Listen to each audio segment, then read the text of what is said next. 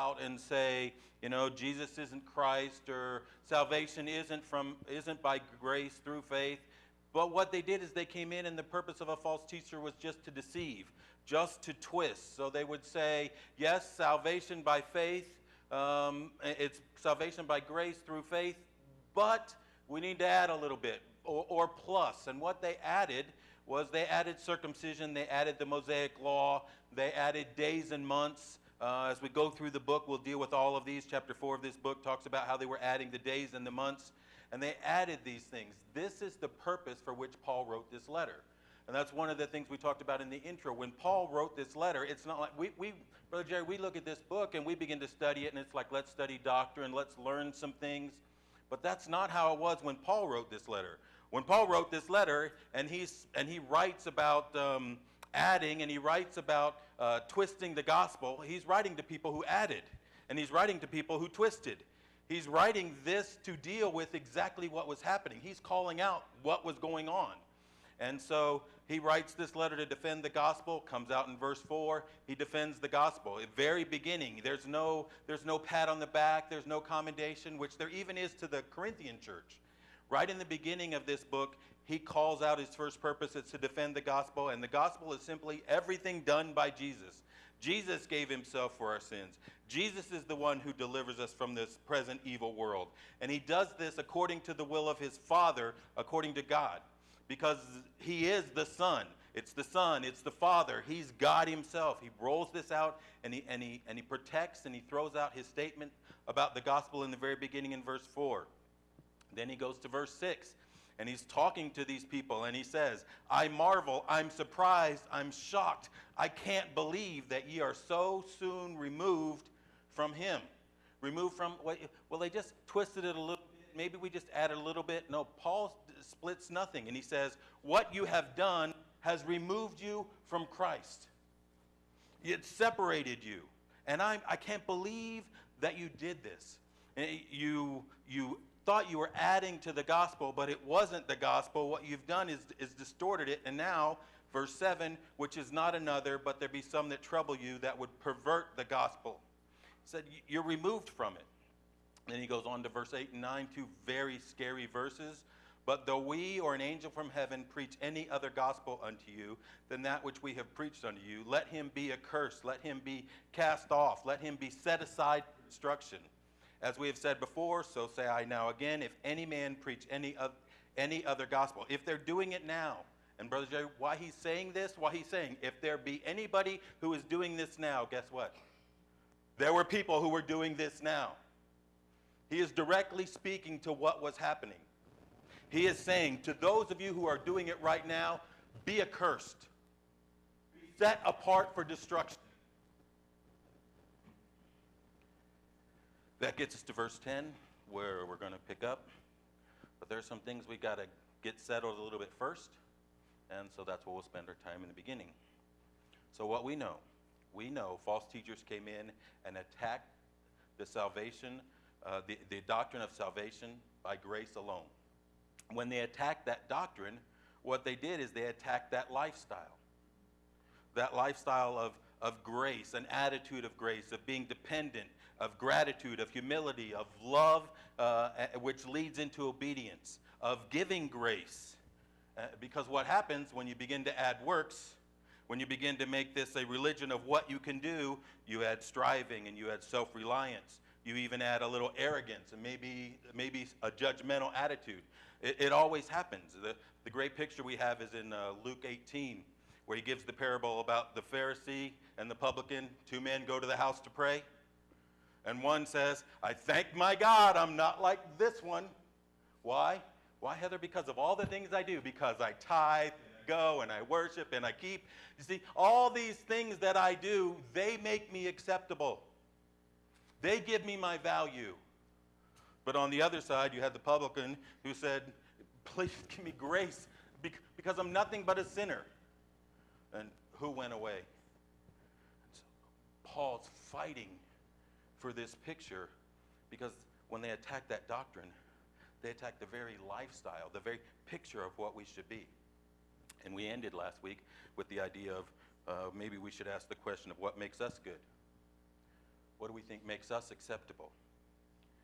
But, and here's where we'll spend our time this morning. Before they attacked that doctrine, they attacked Paul. They attacked his authority, his apostleship, his right to speak. Because if you can discredit Paul, then obviously everything he says is just opinion. It gets thrown into a big bowl, and we can all decide whether it's right or wrong. And so they spent time attacking him. After all, who is Paul? Where did he get his message? Okay, he was a great educated guy, and he knows the Jewish law, and then, okay, I'll even give you credit to his conversion. But then he took all these things, and he put it all together, and he came up with a new thing, and that's what he's... Okay, it was easy to attack Paul. He wasn't there at the beginning. He isn't in the list of the 12. He wasn't even at Jerusalem. He wasn't in the room at Pentecost. And so they began to attack him. And what Paul is saying is that he has inspired words of God. When I speak, what Paul claims is when I speak the very words of God. He claims revelation and inspiration. And what they're attacking is exactly that. Because every time he goes forth and preaches the doctrine of liberty and freedom and grace, if you can discredit him, all of that is gone. And that's a tough thing to talk about today. I mean, I can't wait to get to chapter 4, where we can start talking about, no, this doesn't mean you get to do everything you want to do. But you got to go weeks to get there. It's so tempting to try to protect. And when you protect, you add. And when you add, you take away from. And Paul is constantly pushing and preaching and teaching. It's by grace alone. There is no work. It is not something man can do. In fact, so much of this is his teaching over and over and over again in his epistles. He has to deal with that idea. God forbid. No, I'm not saying you get to do everything you want to do. I'm not saying there is no standard. I'm saying the motivation for why we do. It matters. Yes, and we're dependent, and we're humble, and he gives us a new nature, and it all comes from grace, and it comes from mercy, and this is the reason we love. And the reason we obey is because we love, because love demands obedience. And yes, we're transformed by the renewing of the mind because that's what he does. It's his word that does this. It's his word that cleanses. It's his word that is the power. It's his spirit that does it. Paul never takes away that our life should not be different, but what makes it different is not our own power, it's him. What makes us acceptable is not us and what we do, it's what he did. And so his claim is hard. But Jerry, it's exactly what I want to hear. It is. Michelle, I don't want it to depend on me because I can look really good to lots of people on the outside, but I never look good to me because I know the battle that goes on. It's what I want to hear. And it's so easy to come in and attack that and say, yes, but. And the easiest way is to go after Paul. So let's look at this attack against Paul and some things we've got to keep in mind. First, in the early church, apostleship equaled authority. If you were an apostle, your word was accepted without question. Without question as what? As doctrine, as the very words of God. Acts chapter 2, we see they gave themselves to prayer and breaking of bread and what? And the study of the apostles' doctrine. If an apostle said it, it equaled authority. Why? Because the apostles were specifically chosen by Christ himself. He looked them eyeball to eyeball and said, I have a job for you. I will equip you. I will train you. I have something for you to do. They're not called by mom or pastor or some college. It's not, people didn't look out there and say, I think you're qualified. In fact, they would look at him and say, you're not qualified. But it is Christ who called them. There are a couple of verses I want us to look at because we need to see this. We need to understand this. John chapter 14.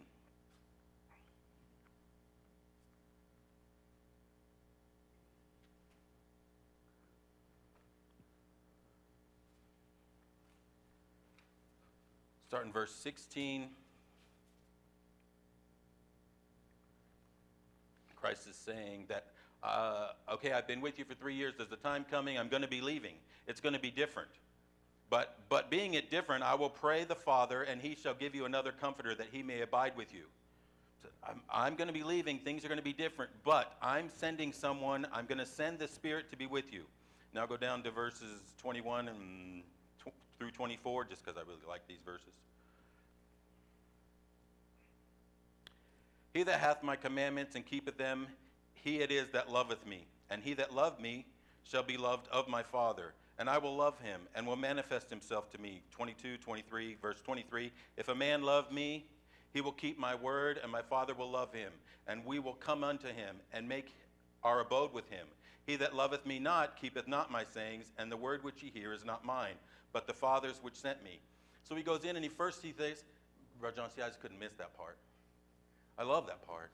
Because he starts out and he says, I'm going to be leaving, but I'll send you a comforter.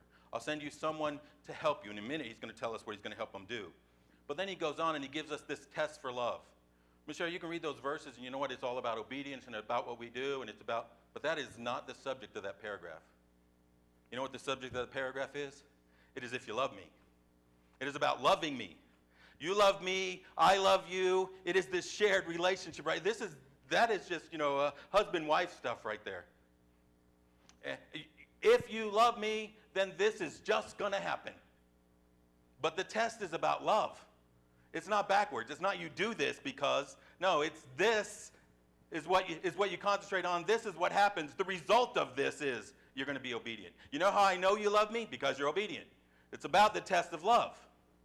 But then he goes on here in verse 25 and 26. These things have I spoken unto you, being yet present with you.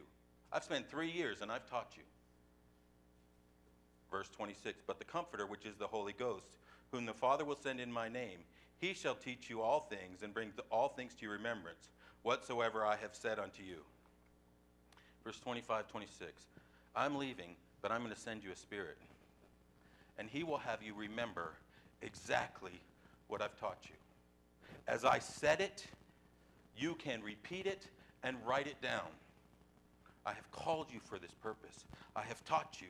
I have prepared you for this. By the way, you know what that is? That is the very definition of inspiration. The ability to repeat and record exactly what God has revealed already. With absolute accuracy. That's what he guarantees. Why was the apostles' word equal authority? Because God gave it to him. Hey, man. Not seeing you out here messed me up. God said, I called you, I gave you, I taught you, I'll send the Spirit, I'll provide for you, and what's that going to be? You're going to do what I called you to do, which is repeat exactly what I taught you. When an apostle spoke, it was doctrine. It was the very words of God. Matthew chapter 10. One more place. We could look a lot of places, but Matthew chapter 10.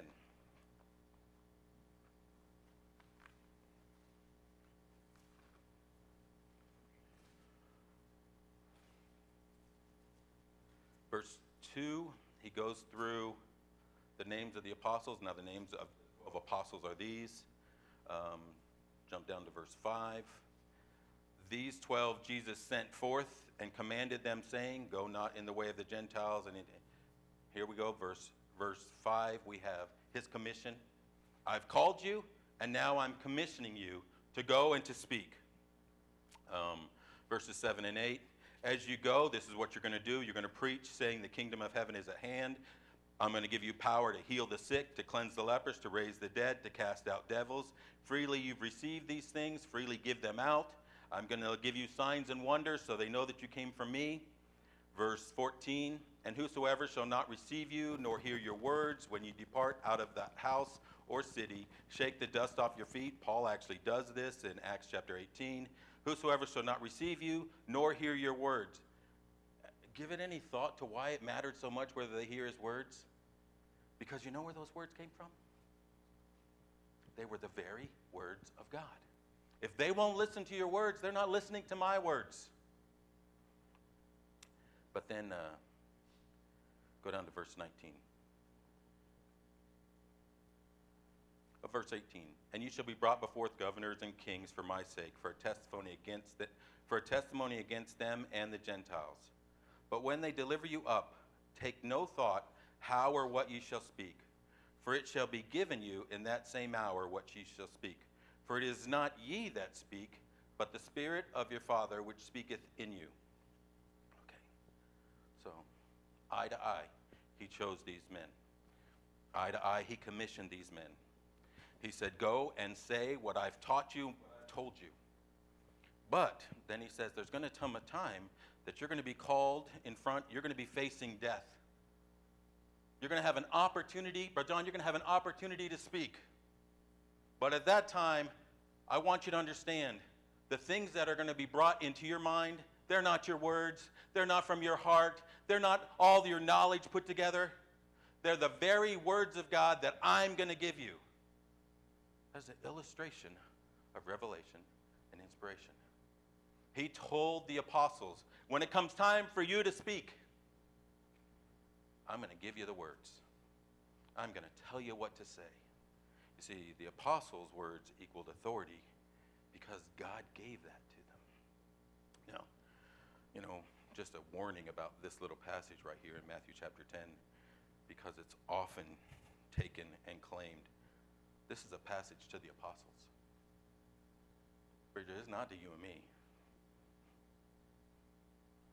He does not say, Brother Jeremy, when it comes time and things get rough, I will give you revelation and inspiration, and you'll be able to say the very words of God. No, there is a point where I can claim that, because I believe the Spirit will bring to my remembrance, just like he said, I believe the Spirit will, but I don't have revelation like he's giving to the apostles. And that becomes the claim, that becomes the problem with what, in fact, I'll do it this way, kind of picture this. We're really not, we're not like the apostles, we're like Timothy. He didn't tell Timothy, when you get behind the pulpit, empty your mind of everything and I'll tell you what to say. No, he told Timothy, study to show yourself approved unto God, a workman that needeth not to be ashamed, so that you can rightly divide the word of truth. He said, you prepare. In 1 Timothy chapter 4, he said, you spend effort, you give yourself to reading out loud, to studying, to memorizing. You put effort in this book because can you have authority? Can you have authority? Can I have authority? Of course we can have authority. Guess how? It comes from here. When I speak these words, I know I have authority. Now we get over at lunch and we start talking about what do I think is God's greatest trait? Well, unless I can find a verse that'll say something like, what's there? Then it's an opinion. You listen to it if you want to. But there is authority in this book. But this book came out of the mouth of the apostles. What about Luke? Yep, Luke wrote down the Acts of the Apostles. So,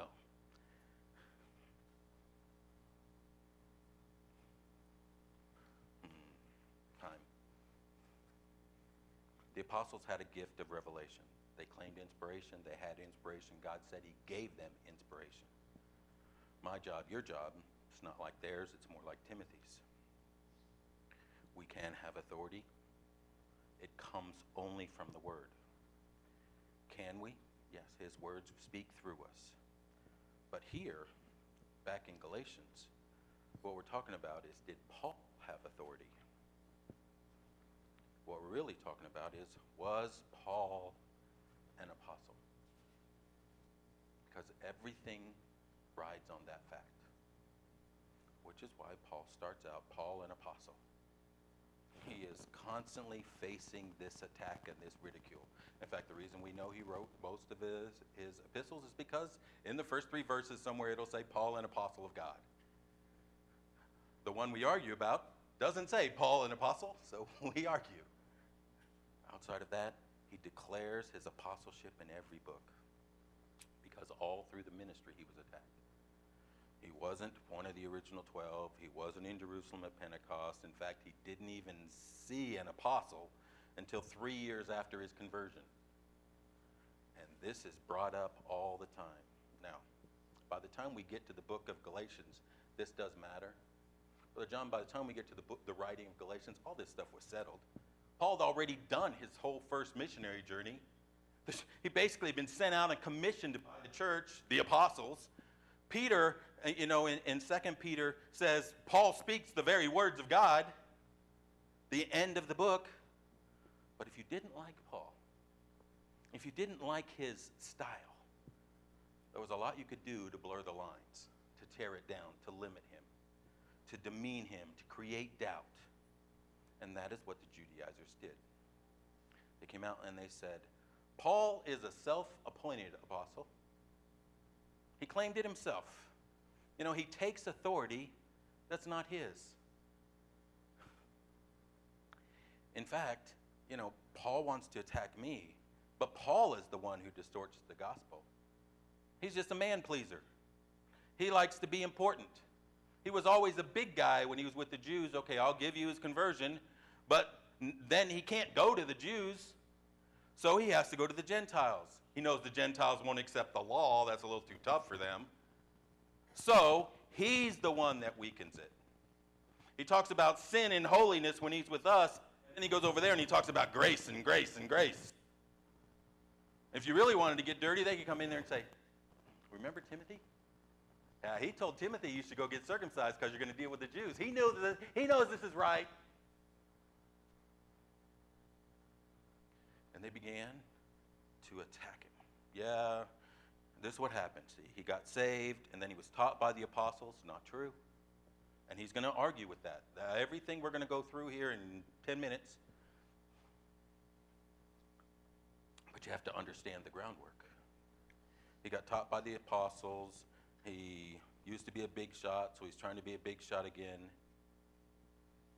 See, we're the Judaizers. We're the ones who are really going to come in and save the day because Paul's messing it all up. Paul's response, you can see it in 1 Timothy and 1 Corinthians and 2 Corinthians and Romans. He says, I am an apostle. In fact, he says, I take a backseat to no apostle. I'm nothing, but I'm the same nothing every single one of them is. I am an apostle. And even in the defense of his apostleship, Heather, even in the defense of his apostleship, he knows he has to be getting ridiculed for that. Paul, Mr. I am an apostle. I am an apostle. But what he's defending is not his feelings.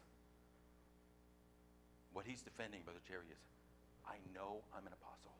God gave me these words. They're the words of God, and I will defend them earnestly with all that I am, because it is the gospel. The only way to do it was to defend himself. That's what takes place. Starts in verse 1. I'm writing this book as Paul, the apostle. But he goes forward. We'll start in verse 8, because I want you to hear this. Okay. Verse 8 and 9. Miss Sherry, verse 8 and 9. This is the guy who's being accused of being a man pleaser, of being soft, of being wishy-washy, unable to take a stand, just doing whatever so that people like him, because what he really cared about was being liked and important. Well, he deals with that in verse 10, but realize what he says in verses 8 and 9 first. But though we or an angel from heaven preach any other gospel unto you than that which we have preached unto you, let him be accursed. How's that first stand? As we have said before, so say I now again. If any man preach any other gospel unto you, like I know is happening right now, I'm speaking right to that person, let him be accursed. Verse 10. For do I now persuade men or God? Here you go. How you like that? How you like that, Miss Heather? How's that for man pleaser? How's that for taking a stand? I just set them aside for destruction. You want to stand? There's a stand. Call me anything you want, but you cannot call me wishy-washy. You cannot say I won't stand on something, because on that I stand.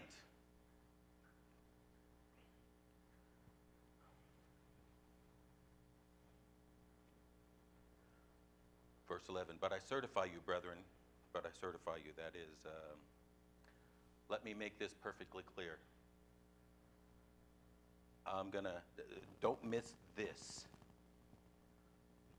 The gospel which was preached of me is not of man. Okay, you want to know where I stand? This is where I stand. This is where I stand. I'm claiming inspiration. I'm claiming revelation from God. That's where I stand. It's not of man. By the way, if it was of man, it'd be full of works, because every religion of man is full of works, what we can do. He's offering the only opposite. I'll tell you, one of the scariest passages in the Bible to me is in Matthew 7, 21, 23, 21, 24, where it says, many will say to me on that day, Lord, Lord. Brother Wayne, that's a scary passage no matter what. But when you're studying a book like Galatians, that works so hard on when you add to the gospel, it's not the gospel. It makes a passage like that so real. Because, many will say to me on that day, Lord, Lord. But what we skip is like the last verse. But they're arguing. They want to argue and say, have we not done many works, and I've sacrificed my life, and I've been sincere, and I've lived it for you? But none of that matters. It wasn't the gospel.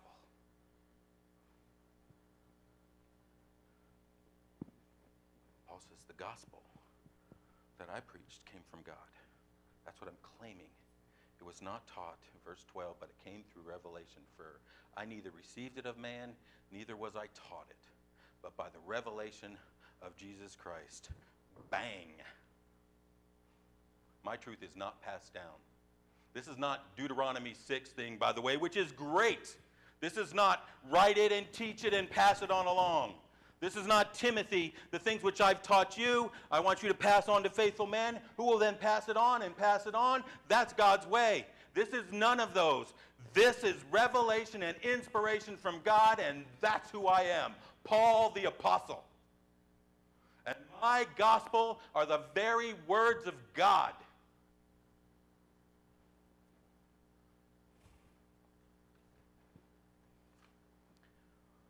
Whew.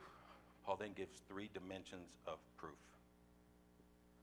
Let me give you 3 things so you want to really reason this and wrap your mind around it. I'll give you 3 things to think about. First thing is his pre-conversion, his life before conversion. Second is his conversion. And third is his post-conversion. And we'll do these quickly. Verses 13 through 24 is this whole passage. 13 through 14 is pre-conversion. For ye have heard of my conversion in time past in the Jews' religion, how that beyond measure I persecuted the church of God and wasted it. So let me give you a picture of me before my conversion. I laid the church to waste. I was enraged. I was full of hate. My goal was to eradicate anything that had the name of Christ. Acts tells us that he went around breathing, threatening, slaughters, murders. He said, this is who I was. This is what I did with my life. Verse 14, and profited in the Jews' religion above my many equals in mine own nation, being more exceedingly jealous of the traditions of my father. I hated the church. I hated Christ. I wanted to destroy it. And in so doing, stepping on the necks of Christians, I rose in prominence as a Jew tied to the law, full of religion. There was nothing in my background, zero, zip, not a thing that would have prepared me for grace. I would have laughed in the face of grace. My value came from not just the law, from all of the traditions, from knowing every rabbi's review of what the law meant and how in detail it was and how far you could walk on the Sabbath and what would titled work. I knew it all, and that's how I lived my life better than anyone. What in there makes it sound like I'm a supporter of grace? Grace takes away my whole purpose in life. Before my conversion, I was a bigot. I was a hater of Christ. I was a destroyer of the church. Pre-conversion, here you go. Something changed in me, and it wasn't because some man came by with the right words and got my attention. Because I wouldn't have given him the time of day. I'm not listening to a man I hate, I despise, I ridicule. They wouldn't have even had the right to speak to me. You've heard of me. You knew me before my conversion. Verse 15 and 16. There's so much doctrine in these two verses. If you went slow, these two verses could take you 3 weeks. But when it pleased God, there's his sovereignty. Spent a couple weeks there, I guess, in his time. But when it pleased God, who separated me from my mother's womb. Well, that actually sounds a little bit like Ephesians chapter 1, chosen before the foundations of the world. By his grace, and called me by his grace to reveal his son in me. Very important it says his son, because the battle over was who is Christ. See, it was one thing, Miss Cindy, to say, if it would have said Christ right there, but it doesn't say Christ. It says Christ is the Son of God. It was I was called by God because Christ is God.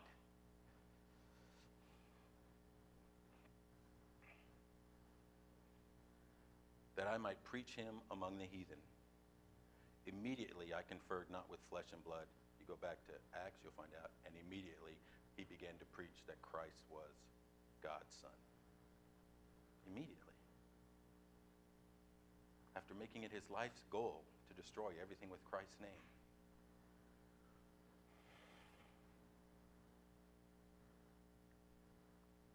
When I was a kid, I used to wonder why Paul seemed to be so fanatical about grace and freedom.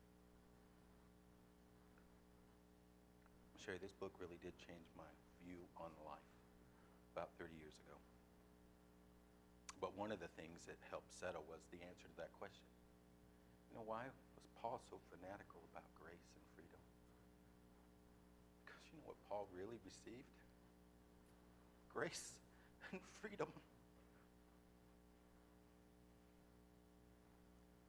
Jerry, for me to be condemning and attacking and demeaning, and that means I have to think I did something. Paul didn't struggle with that because he knew it's all about Jesus. He did it. And so he gives out grace and freedom to the point that he spent his ministry dealing with, okay, but what if? Does that mean we now can do whatever we want? Because he so intently preached grace and freedom. Paul preached it because he received it. Verse 16, he talks about God's sovereignty to reveal his son in me, that I might preach him among the heathen. Verse 17 to the end. We got to finish, but I'm going to throw this out there. You know, immediately after Paul was called, he was called to do something. I was called to witness. He was saved to serve. He was not saved to sit. He was prepared in his mother's womb to be called of God, to receive grace, to testify of his greatness. Paul's post-conversion, verse 17 to 24, we're going to run out of time, but let's read these. Neither went I up to Jerusalem. Now he's going straight at those Judaizers. I did not even go to Jerusalem after my conversion. I was not taught by the apostles. Neither went I up to Jerusalem to them which were apostles before me, but I went into Arabia and returned again unto Damascus. It was 3 years before I even saw an apostle. Then after 3 years I went up to Jerusalem to see Peter and abode with him 15 days. Boom, I saw an apostle for 15 days. But others of the apostles saw I none, save James, the Lord's brother. Now the things which I write unto you, behold, before God I lie not. He takes an oath. If anybody knows how much the law matters to me, boom, okay, you know how much. That's what you're saying. Look, I'm telling you before God, I'm telling you the truth. I'm sure you got mocked for that. I'm telling the truth. I'm telling the truth.